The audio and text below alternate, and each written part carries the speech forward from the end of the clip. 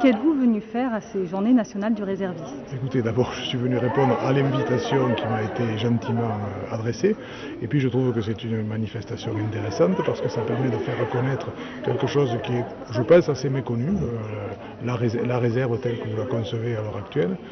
Pour moi, la réserve, c'était les gens qui avaient fait leur service, qui avaient servi, et puis qui gardaient des liens avec l'armée par la suite. Mais je vois que c'est un petit peu plus élaboré maintenant que ça n'avait été par le passé. Je suis le colonel Arnaud Legal, je commande le 31e régiment du génie de Castel-Sarrazin. C'est moi qui donne les ordres à l'ensemble des sapeurs de ce régiment.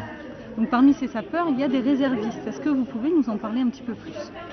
Eh bien, ils sont considérés tout à fait comme les autres personnels du régiment. La particularité, donc, c'est qu'ils ne sont pas soldats à temps plein, je dirais. Ils ont tous une activité professionnelle dans le milieu civil et ils nous rejoignent en fonction de leur disponibilité pour participer à leur formation et à un certain nombre d'actions opérationnelles au profit du régiment ou de l'armée de terre. Bonjour, donc Michel Carrier, proviseur de la cité scolaire François Mitterrand. Et donc nous avons conduit aujourd'hui un groupe d'élèves de terminale dans le cadre de ce qu'on appelle le parcours citoyen. Donc il s'agit de présenter à nos élèves les différentes possibilités d'engagement auprès de l'armée, donc soit dans le cadre de la réserve militaire ou dans le cadre de la réserve citoyenne. Et donc comme c'est l'armée qui organise ça, ils ont aussi proposé un atelier pour expliquer le recrutement dans l'armée, donc des débouchés possibles pour nos élèves. Donc on trouve que c'est une initiative tout à fait intéressante. Et donc nous félicitons de ce partenariat entre l'Éducation nationale et le ministère de la Défense. C'est quoi la différence entre les engagés et le métier? Voilà, le réserve c'est un métier, d'accord. C'est quelqu'un qui est militaire à temps partiel, ok? D'accord? Bonjour, je suis le lieutenant-colonel de réserve Cotin Eric et je suis l'officier adjoint réserve du 31e régiment du génie à Castel-Sarrazin. Donc la réserve au 31e régiment du génie, en quoi ça consiste? La réserve au 31e régiment du génie consiste en des missions de renfort opérationnel ou en renfort au régiment, de façon à ce que le régiment puisse partir et effectuer toutes les missions opérationnelles qui lui sont confiées. Ça peut aller de la simple renfort d'un personnel dans un service au déploiement d'une section, voire la compagnie de réserve, sur une mission Vigipirate ou sur une mission de type sécurisation ou d'alerte guépard. D'accord, vous nous parlez de compagnie de réserve au régiment, mais est-ce qu'il n'y a que la compagnie de réserve? Bien non, la réserve au 31 est sous forme de deux composantes.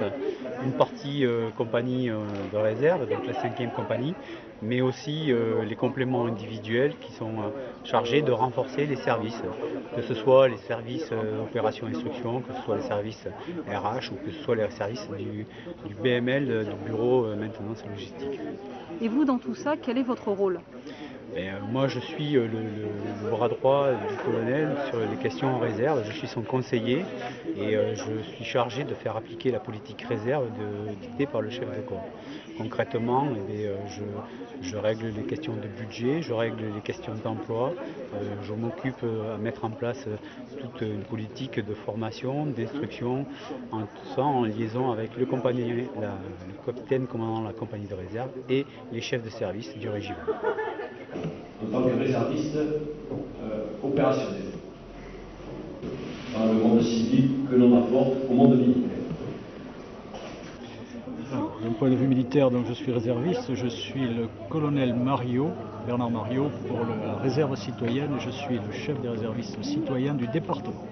Justement, qu'est-ce que c'est la réserve citoyenne? Alors, la réserve citoyenne est une des composantes de la réserve militaire, une composante à part entière dont la fonction essentielle est d'assurer l'interface entre le monde des armées et le monde civil. Pour intégrer la réserve citoyenne, est-ce que c'est pareil que la réserve opérationnelle?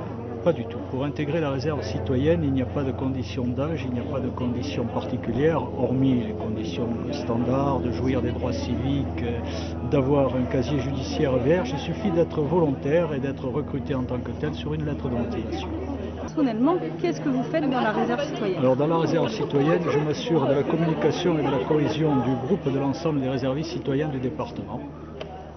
et j'assure également je travaille au renouvellement des contrats des uns et des autres. J'assure également le recrutement des réservistes citoyens, tout comme j'aide au recrutement des militaires d'active ou de réserve, ou comme j'aide à leur reconversion.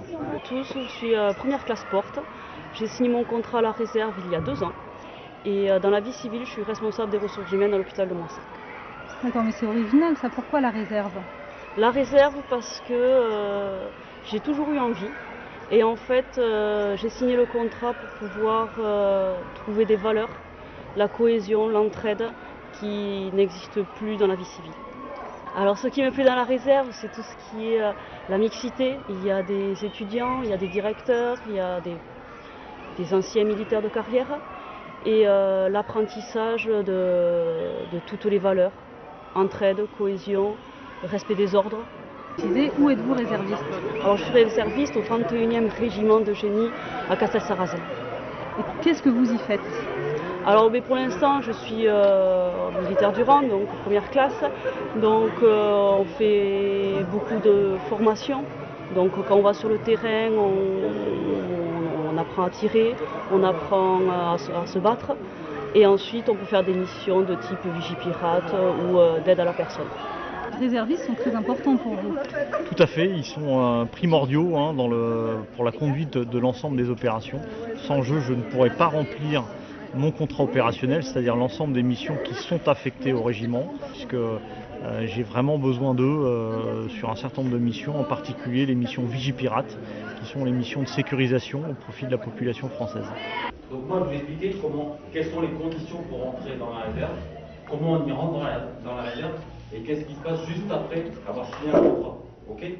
J'ai quelques élèves, ils ont l'air très satisfaits. Alors, la plupart ne connaissaient pas ce qu'était la réserve, donc sont heureux de le découvrir. Et puis chacun y trouve son bonheur, donc certains sont intéressés par la réserve opérationnelle, d'autres non. En revanche, d'autres vont préférer l'expérience concrète militaire d'active. Enfin, voilà, il y a vraiment des choses variables selon les élèves. Oui, j'ai remarqué aussi effectivement la présence de M. Carrier, le proviseur du lycée, qui explique la fréquentation d'aujourd'hui.